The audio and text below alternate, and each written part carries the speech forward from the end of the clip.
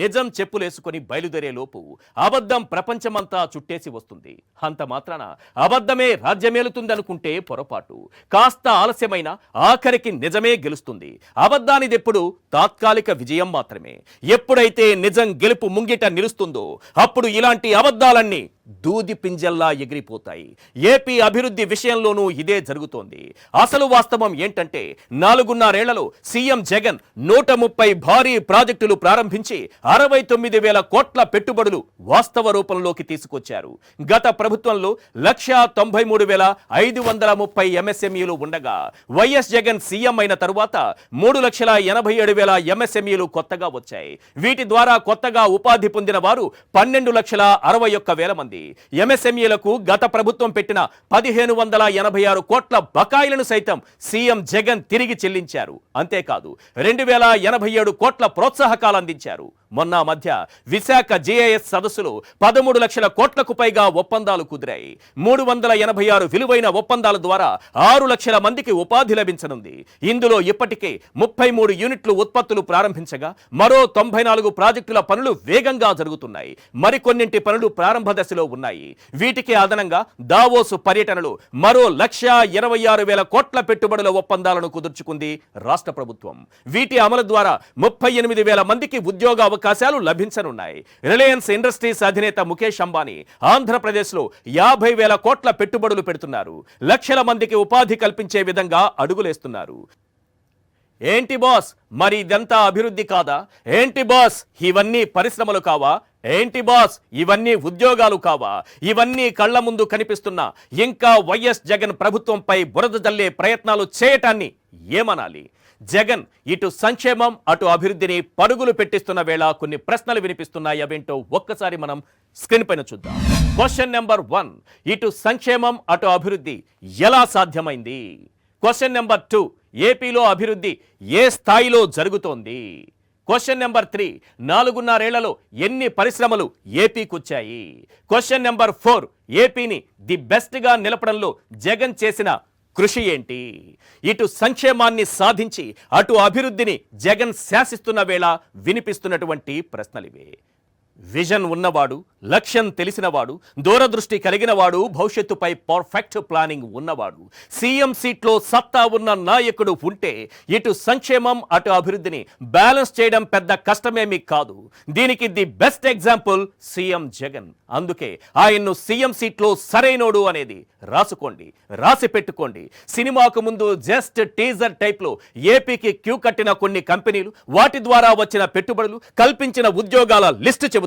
తప్పుడు ప్రచారాలు చేసేటోళ్లు, ప్రభుత్వంపై బురద జల్లేటోళ్లు, ఏపీలో అభివృద్ధి జరగట్లేదని గోల పెట్టేటోళ్లు చెవులు రెక్కరించి వినండి. ఆ పచ్చతెరలు తీసి కళ్ళప్పగించి చూడండి.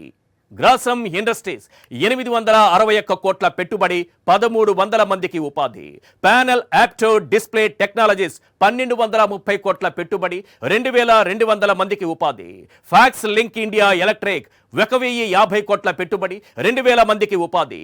సన్నీ ఓపో టెక్ 280 కోట్ల పెట్టుబడి, 1,200 మందికి ఉపాధి. ఏటీసీ టైర్స్ 1,250 కోట్ల పెట్టుబడి, 840 మందికి ఉపాధి. రామ్కో సిమెంట్స్ 1,790 కోట్ల పెట్టుబడి, 1000 మందికి ఉపాధి. డిక్సన్ 127 కోట్ల పెట్టుబడి, 1,800 మందికి ఉపాధి. గ్రీన్లాండ్ సౌత్ 800 కోట్ల పెట్టుబడి, 1,050 మందికి ఉపాధి. ఇన్ఫోసిస్ డెవలప్మెంట్ సెంటర్ 35 కోట్ల పెట్టుబడి, 1000 మందికి ఉపాధి. యూజియా స్టెరైల్స్ ప్రైవేట్ లిమిటెడ్ 500 కోట్ల పెట్టుబడి, 750 మందికి ఉపాధి.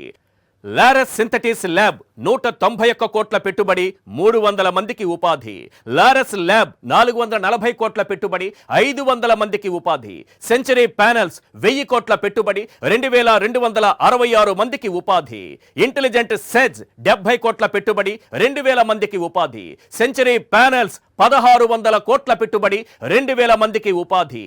ఆదిత్య బిర్లా గవర్నమెంట్స్ 11,038 కోట్ల పెట్టుబడి, 2,112 మందికి ఉపాధి. జేఎస్డబ్ల్యూ స్టీల్ 8,800 కోట్ల పెట్టుబడి, 2,500 మందికి ఉపాధి. ఇది జస్ట్ టీజర్ బాస్. ఏపీకి క్యూ కట్టిన కంపెనీల సంఖ్య ఇంకా పెద్దదే ఉంది. ఓర్వకల్లు వద్ద పారిశ్రామిక నగరాన్ని అభివృద్ధి చేస్తోంది.